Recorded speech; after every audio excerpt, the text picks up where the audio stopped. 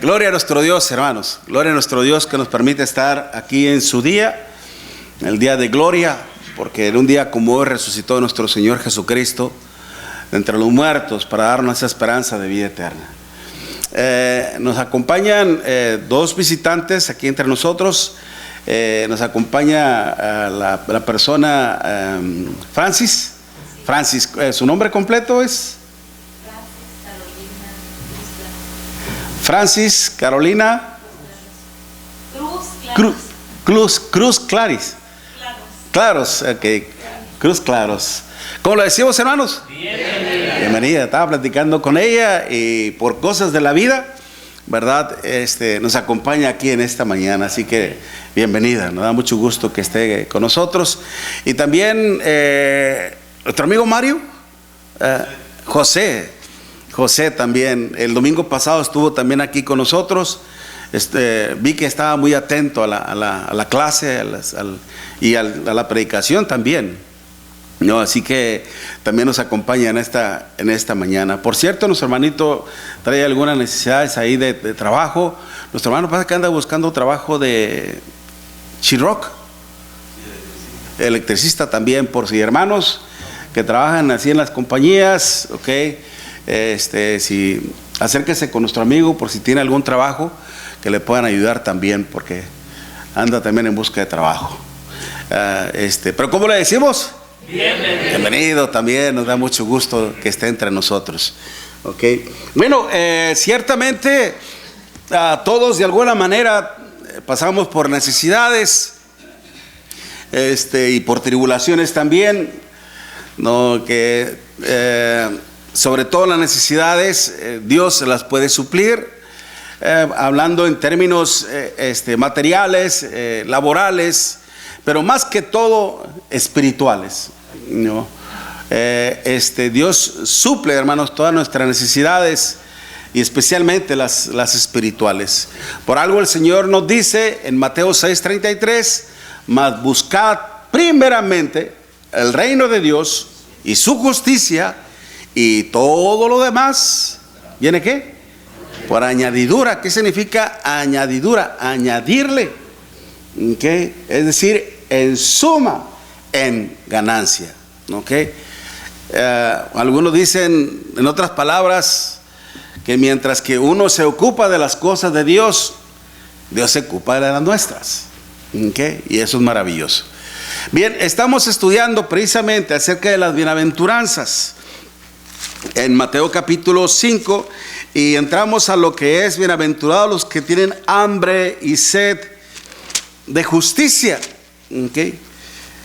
Porque ellos, dice, serán saciados. Hambre y sed de justicia. Y hablamos precisamente la razón del por qué, ¿no? El sentir hambre y sed de justicia. Ya hablamos en cuanto a lo que es la palabra justicia, en el sentido de que a uno le hagan, por la palabra justicia, dikaiosune, viene el hecho, habla acerca de la rectitud, okay, de la integridad, de la justicia, de ser equitativo, okay.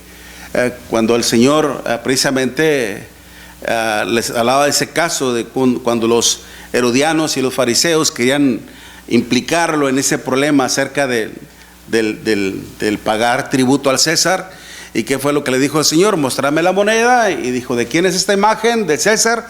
Pues dale a César lo que es de César y a Dios lo que es de Dios, ¿okay? Dios sabe impartir justicia al momento en que Él nos da.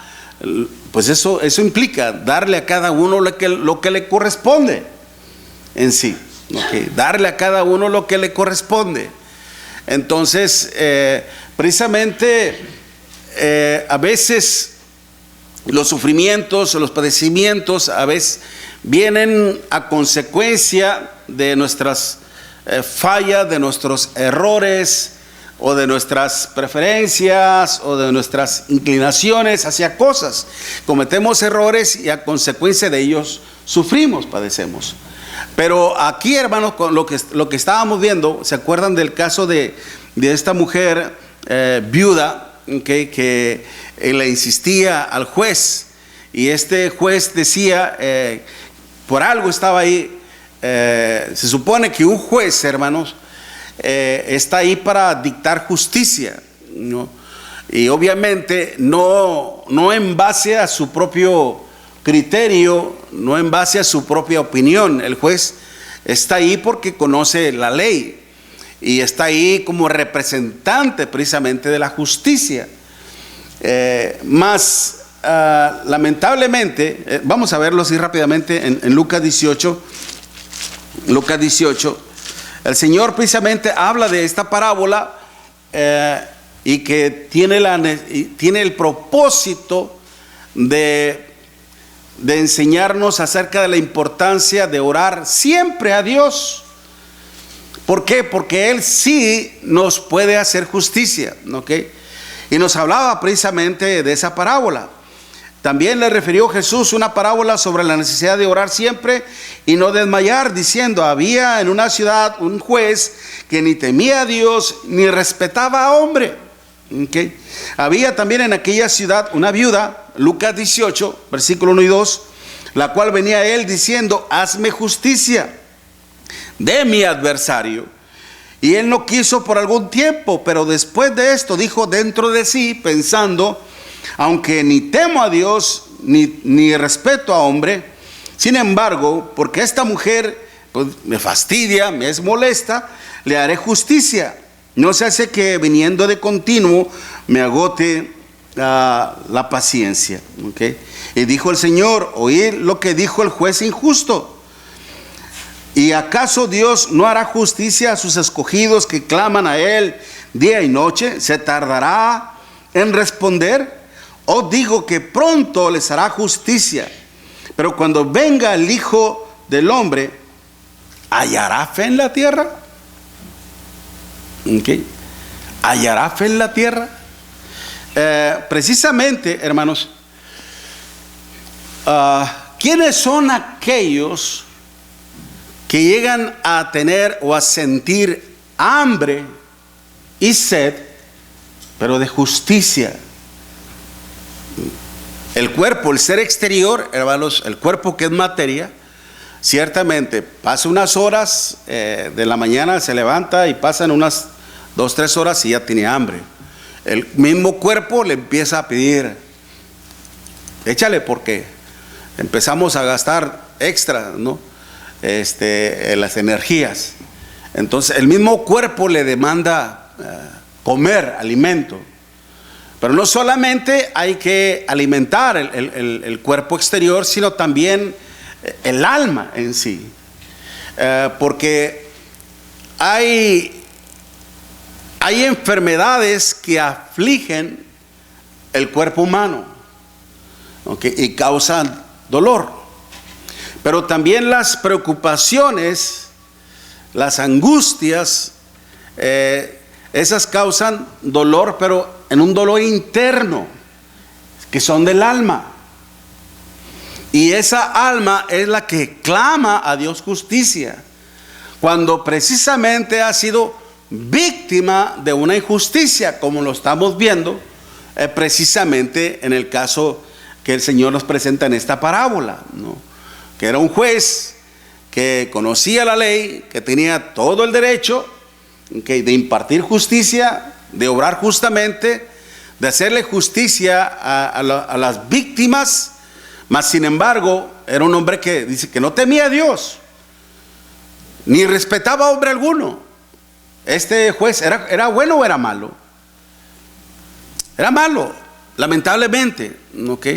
Era un fraude prácticamente ante Dios y ante los hombres. Como hay personas que también pueden decir que creen en Dios, pero si no se someten a la palabra de nuestro Dios, pues es todo lo contrario, ¿ok? Entonces es por eso que aquellos quienes tienen hambre y sed de justicia, es porque han pasado por momentos de sufrimiento, de actos de injusticia, vaya, ¿ok? Que les han ocasionado mal. Y la misma palabra, nuestro Dios, hermanos, es la que de alguna manera viene a traernos esa justicia o esa saciedad. ¿Se acuerdan en el caso de nuestro Señor Jesucristo cuando Él fue llevado, por el Espíritu al desierto para ser probado, tentado por Satanás? Estuvo 40 días sin probar bocado. Ese fue el ayuno del Señor, sin probar bocado. Porque Satanás después le dice: si eres el Hijo de Dios, di que estas piedras se convierten en pan. En pan. ¿Ok? Entonces, ¿cuál era la necesidad del Señor? Física. ¿Ok? Física. Mas sin embargo, a veces precisamente los problemas o las aflicciones físicas también afligen internamente. Empieza la preocupación, la angustia, y viene el estrés después, ¿no? Todo eso es una consecuencia, ¿ok? Pero el Señor le dijo: no solo de pan vivirá el hombre, sino de toda palabra que sale de la boca de Dios. Es decir, que fluye, que emana, que viene de Dios mismo. Entonces, la palabra de Dios precisamente es la que suple esa necesidad, esa hambre interna del alma misma. Y es el momento precisamente cuando usted quiere obrar en la vida en una manera juiciosa, me refiero a una manera justa, ¿okay? Equitativa, en el sentido de respetar a los demás, porque usted desea ser respetada, desea ser respetado, ¿verdad? ¿Okay? Usted se porta bien ante los demás, los trata bien con el fin de que también usted desea ser también tratado justamente. ¿Okay? Pero cuando eso no pasa, cuando usted quiere obrar bien, correctamente, hermanos, siempre va a haber alguien que no piense igual que usted. Va a haber personas como el juez que ni temen a Dios ni respetan a hombre, y que va a querer pasar por encima de sus derechos, por encima de su persona, sin importarle nada. Porque lamentablemente hay personas que no temen a Dios y ni respetan a las personas. Mire, por ejemplo, lo que dice segunda de Timoteo, capítulo 3. ¿Cómo se considera usted? Como cristiano, como creyente, ¿cómo se considera usted? ¿Una persona buena? ¿Una persona que teme a Dios? ¿Una persona que cree en Dios? ¿Y cómo demuestra usted su fe o su confianza en Dios? Pretendiendo obrar ¿cómo? ¿Impíamente? ¿Injustamente? ¿Cómo? Bien, ¿verdad? Mayormente los que conocemos a Dios y los que amamos a Dios, hermanos, siempre vamos a querer vivir conforme a su palabra. Pero esto trae consecuencias. Porque mire lo que dice segunda de Timoteo capítulo 3, versículo 12, porque Pablo le está hablando a Timoteo sobre las persecuciones y etcétera. ¿Okay? Y dice en el versículo, segunda de Timoteo capítulo 3, versículo 12: y también todos los que quieran vivir piadosamente en Cristo Jesús padecerán, ¿qué? Todos los que quieran vivir piadosamente en Cristo Jesús padecerán persecución. ¿Okay? Acuérdense que la palabra piadosamente, la palabra piedad, por ejemplo, cuando el Señor dice, aquel paralítico que fue sanado por el Señor dijo que Dios no oye a los pecadores, pero si alguno es temeroso de Dios y hace su voluntad, a ese oye. ¿Okay? Precisamente también la palabra piadosamente, hermanos, es obrar conforme a la piedad de nuestro Dios. Es vivir conforme a la piedad de nuestro Dios. ¿Y cómo es obrar piadosamente? Mire, vayamos a Tito, capítulo 2. Tito, capítulo 2. Tito 2, versículo 11. Tito 2, versículo 11. Y dice, porque la gracia de Dios se ha manifestado para salvación a todos los hombres, enseñándonos que, renunciando a la impiedad y a los deseos mundanos, vivamos en este siglo, dice 3 cosas: sobria, justa y piadosamente. ¿Okay? Sobria, justa y piadosamente. ¿Qué significa sobria? Sobriedad. Lo sobrio, como bien sabemos, es lo opuesto a lo ebrio, ¿verdad? Una persona que está ebria, es decir, bajo alguna sustancia tóxica o alguna droga obviamente tóxica, ¿ok? Pierde el control de su mente, ¿okay? Pierde el control de sus emociones, de sus pensamientos, de sus instintos, y empieza a obrar como un ser irracional. Pierde todo juicio. ¿Qué es lo que dice Oseas 4:11?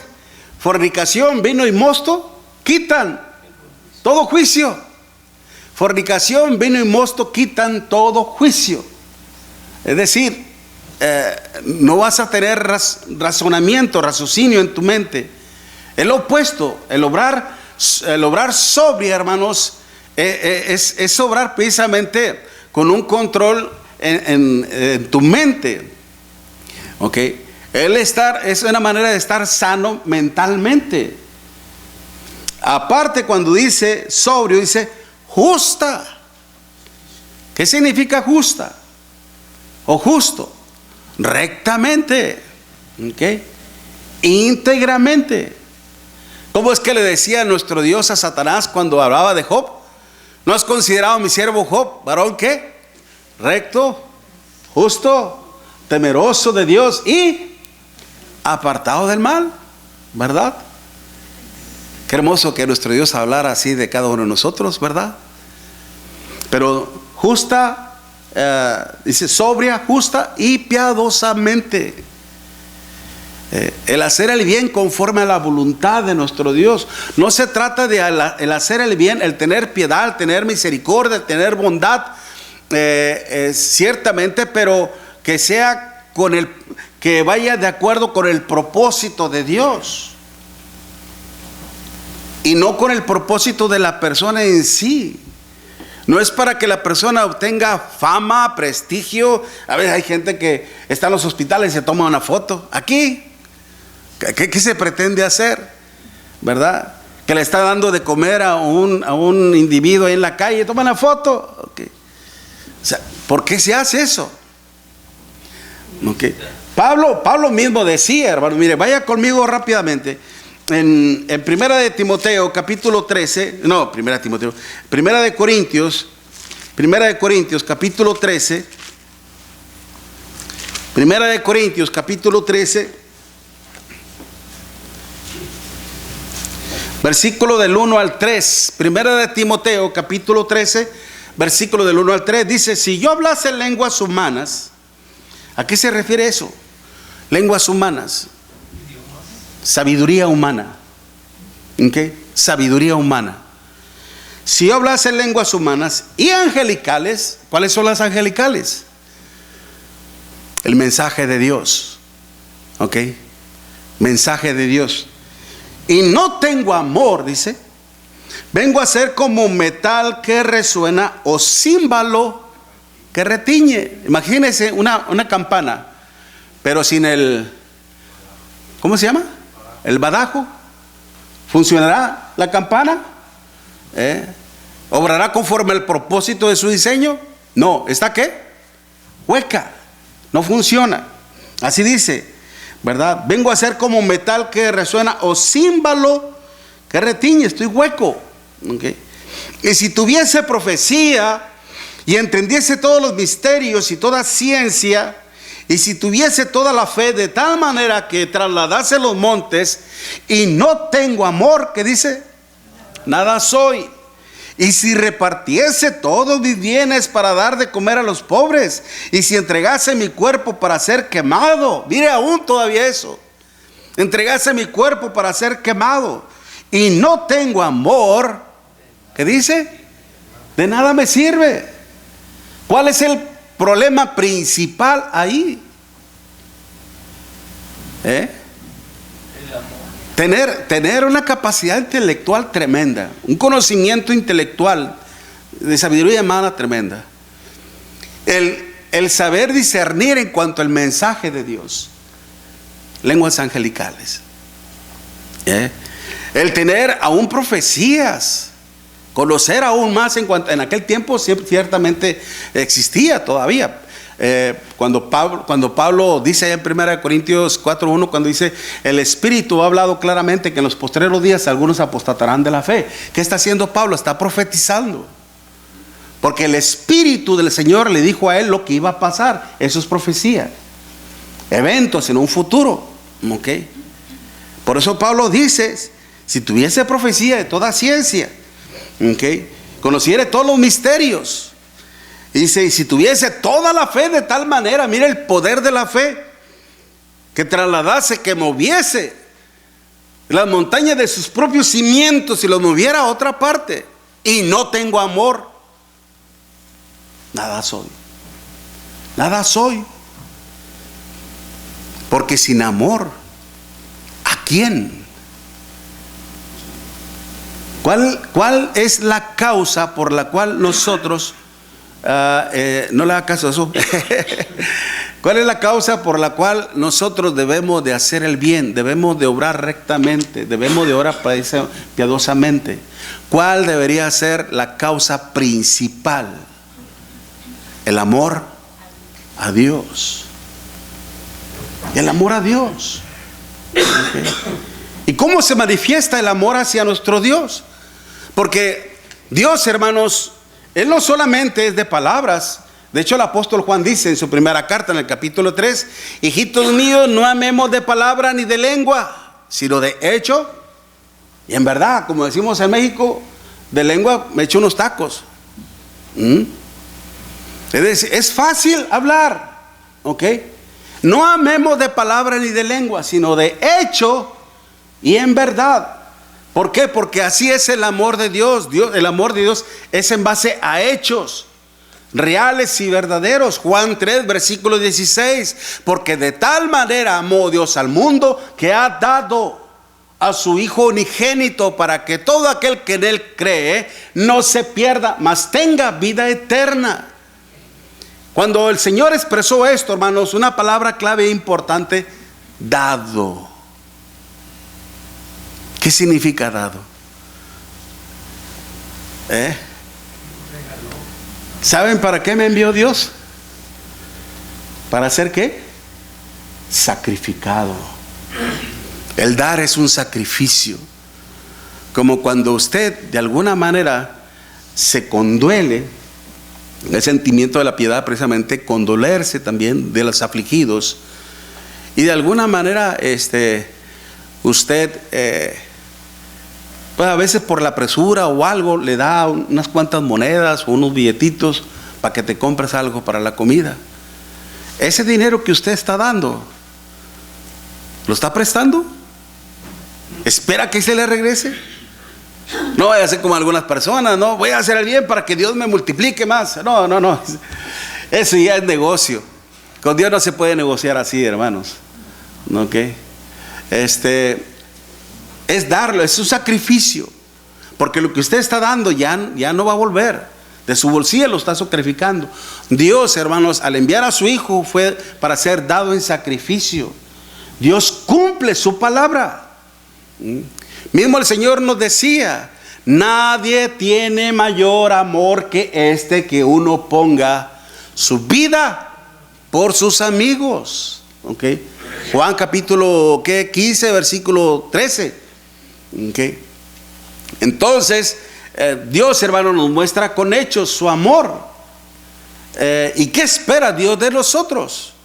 Mire, yo he escuchado, cuando he platicado así con personas que son de una denominación o algo, me ha tocado la experiencia de decir que cuando hablamos doctrina, dicen, no, la doctrina no importa, aquí lo que importa es Dios, que amemos a Dios, porque la doctrina no importa. Como también dicen, Dios no busca una religión, Dios busca una relación, la religión no importa. No importa la religión. Por ejemplo, si usted no obedece un mandamiento de Dios, ¿en qué situación está? En desobediencia. ¿Y qué desobediencia? Pecado. Usted está en pecado entonces, ¿ok? A veces, y es que a veces adoptamos pensamientos humanos en los cuales no nos ocupamos verificar a ver si así dice la palabra nuestro Dios o no. Simplemente oímos algo, nos conviene y lo creemos. Así de fácil. Pero, por ejemplo, Santiago capítulo 1, versículo 27 dice, la religión pura y sin mácula es esta: visitar a las viudas y a los huérfanos en sus necesidades. Y dice, y abstenerse de las contaminaciones. A ver, espérame tantito, ya se me olvidó lo último. Santiago 1, versículo 27. Y guardarse, dice, guardarse sin mancha en el mundo. ¿Qué significa eso? Tres cosas importantes. La religión pura y sin mácula, es decir, la religión santa, limpia, delante de Dios, es esta. ¿En qué consiste?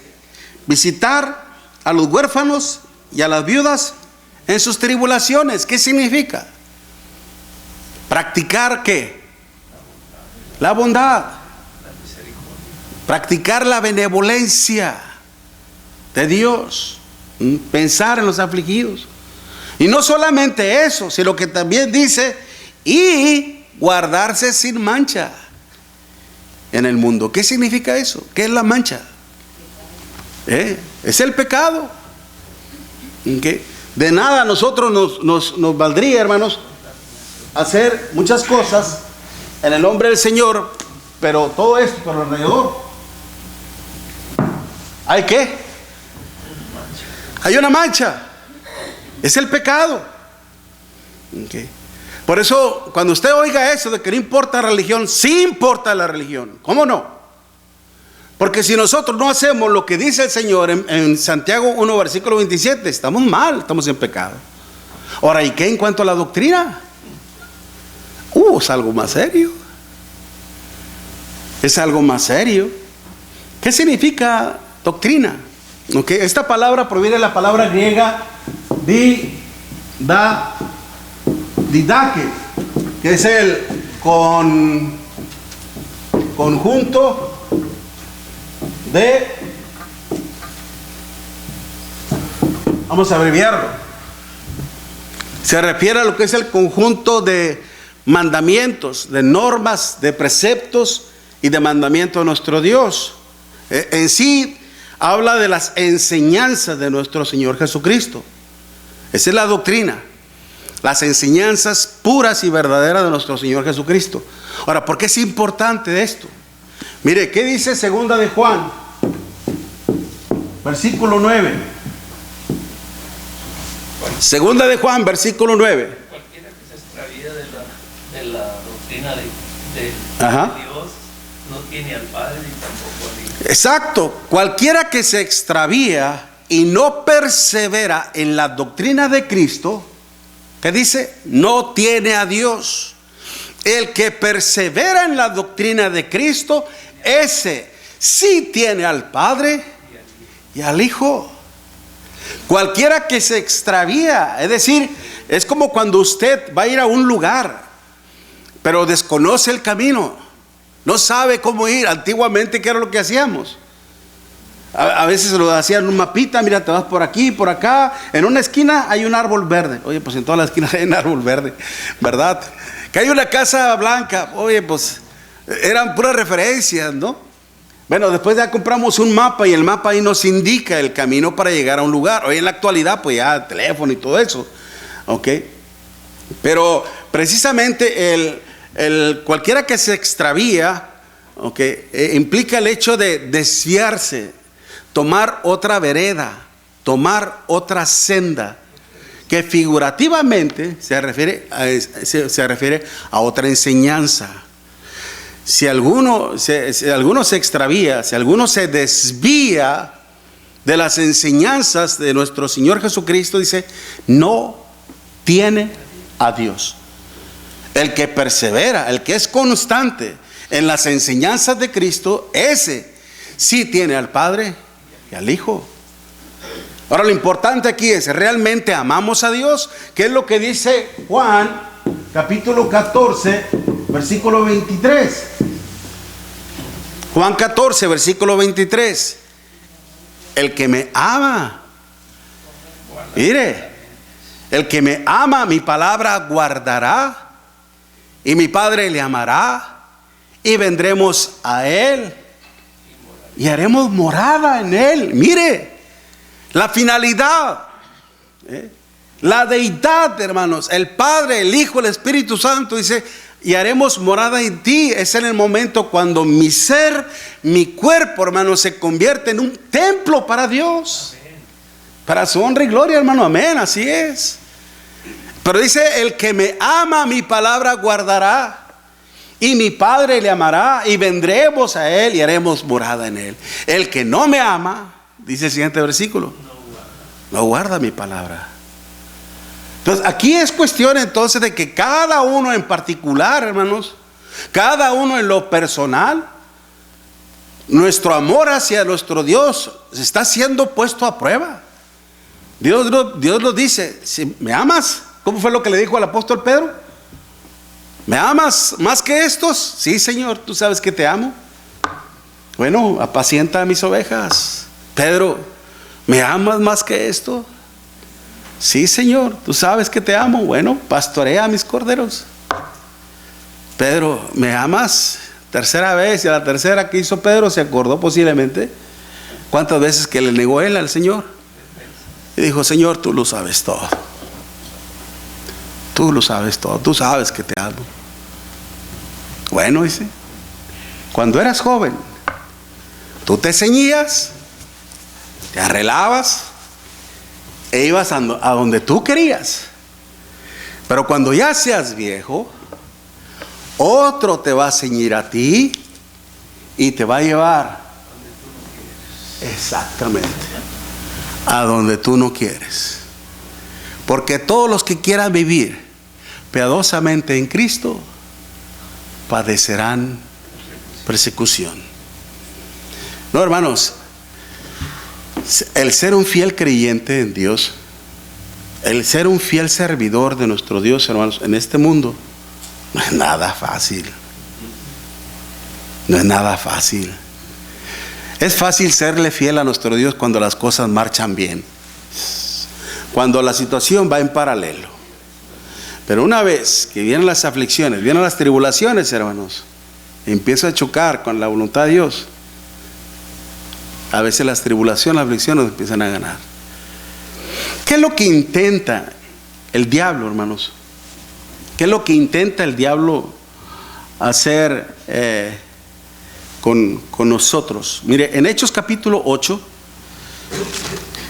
por lo que vimos ahorita, dése cuenta entonces qué importante es vivir una religión conforme a la voluntad de nuestro Dios. Porque mire, piensa en esto primeramente. No puede haber, óigalo bien por favor, no puede haber una relación con Dios si no hay una religión primeramente con Él. ¿Me explico?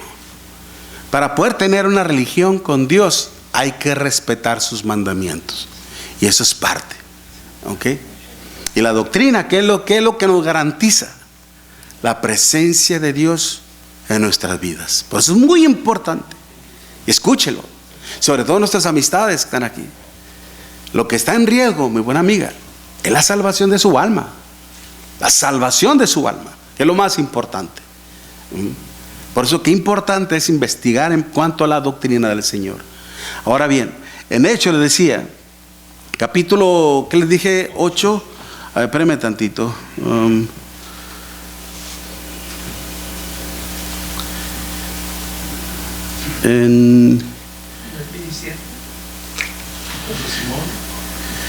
No, estoy bien, estoy hablando.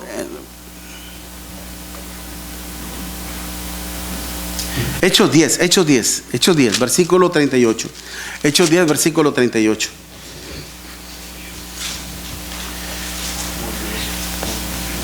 Cuando el apóstol Pedro estaba con este hombre llamado Cornelio, ¿okay? Y mire lo que dice el apóstol Pedro. Versículo del 37. Vosotros sabéis lo que se divulgó por toda Judea. Hechos 10, versículo 37. Vosotros sabéis lo que se divulgó por toda Judea, comenzando desde Galilea, después del bautismo que predicó Juan. Cómo Dios ungió con el Espíritu Santo y con poder a Jesús de Nazaret. ¿Se acuerdan que el domingo pasado, bueno, los domingos que estamos hablando precisamente de que Dios manifestado en carne, Dios, pero es cierto, en la tarde que vamos a tener este tema, se lo recomendamos, no falle. Está excelente, hermano, visto por los ángeles. Y no porque yo lo esté dando ni nada, no, sino por el conocimiento, hermano, que Dios nos da. Visto por los ángeles. No falte, a las 6 de la tarde. Dice cómo Dios ungió con el Espíritu Santo y con poder a Jesús de Nazaret. Y cómo o sea Jesús, nuestro Señor, anduvo haciendo bienes y sanando a todos los oprimidos. ¿Por quién? Por el diablo, porque Dios estaba con él. Es decir, Dios estaba con su Hijo. El poder de Dios estaba con su Hijo. ¿Quién? O sea, la manera de cómo nuestro Señor Jesucristo podía lograr todo esto, mostrar este poder, fue porque fue ungido, cubierto, embestido de todo poder del Espíritu Santo para hacer todos los milagros, todas las señales. ¿Ok? Y dice sanando a todos quienes, los que eran oprimidos. ¿Usted sabe lo que es una opresión? El hecho de oprimir. Por ejemplo, cuando usted levanta pesas, si antes levantaba, ¿verdad? En el momento de levantarle y ponerlo hasta arriba, todo el peso que tiene arriba, ¿qué cree que está haciendo con su cuerpo? Oprimiendo. Es como cuando usted se acaba una botella de agua y después lo hace crash, ¿verdad? Lo aplasta. Eso es oprimir, ¿ok? Presionar intensamente, ¿ok? Oprimir, precisamente Satanás, hermanos, a través de las enfermedades. Dice aquí, ¿ok? Que muchas de las enfermedades eran ocasionadas por Satanás. Y ciertamente, dígame una cosa, ¿el tomar licor es lícito, es permitido por Dios? No. ¿Ok? El mismo Señor nos dice en Efesios capítulo 5, no os embriaguéis con vino, lo cual trae disolución. ¿Ok? El perder la conciencia. No os embriaguéis con vino. ¿Ok? Entonces, cuando la persona empieza a tomar, después principia como una adicción, no más tantito. Después se convierte en un hábito y luego se convierte en un vicio, en donde el vicio ya lo tiene controlado a usted. ¿Okay? Y después deja de comer por suplir eso. ¿Y qué viene después? ¿Problemas en dónde? En los riñones, problemas en el hígado, viene la cirrosis, su cuerpo se le va a empezar a retener líquido, va a empezar. Mi padre murió de eso, mi hermano el segundo murió de eso. El tercero, el mayor también murió a consecuencia del alcohol, porque otro de los actos que provoca el alcoholismo, hermanos, es de que su cerebro se va achicando. Yo no sabía eso. Empieza a perder memoria, empieza a perder funciones, su cuerpo ya no empieza, su metabolismo ya no empieza a trabajar, a funcionar bien, se le empiezan a olvidar las cosas, el cuerpo que ya comió, etcétera, etcétera, hasta que ¡pum!, se para. Es triste, ¿no cree usted?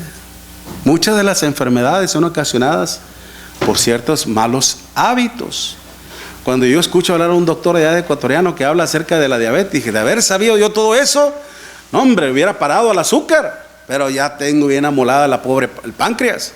¿Okay? Y ahora andamos lidiando con la diabetes, ¿verdad?